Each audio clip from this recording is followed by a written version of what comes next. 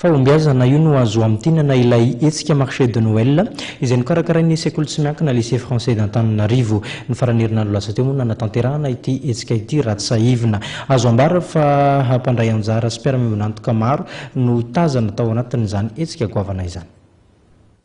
Fahombiazana tanteraka io no azo amtinana ilay hetsika marché de Noël izay nokarakarain'ny sekoly tsy miankina lycée français d'Antananarivo etsy Ambatobe nisy faran'herinandro lasa teo.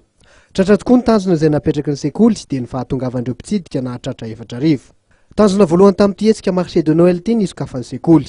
Eo ihany koa ny lafiny ara-tsosialy sy fitezana amin'ny alalan'ny fitadiavana famatsiam-bola ho an'ny tetikasan'ireo ankizy manana olana ara-bola, ny fikarakarana hetsika ho an'ireo mpianatra, ny amatsiam-bola ny voyage scolaire ary ny fanampianareo kilasy mandry ao an-toerana.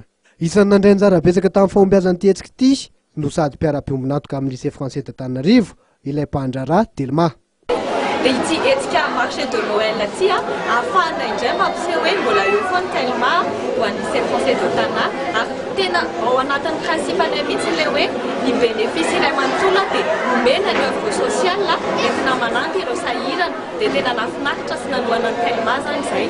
Ny fandraisana anjaran'ny Telma manokana amin'ity dia izay olona rehetra tonga aty marché de Noël ka mandoa ny vidim-pidirana amin'ny alalan'ny vola dia remboursenay 100 isan-jato amin'ny alalan'ny crédit de communication izay vidirana. Nahatratra 520 nisan'ireo trano eva nampiraty nandritra ny marché de Noël, nomena vahana ny sehatry ny asa tanana.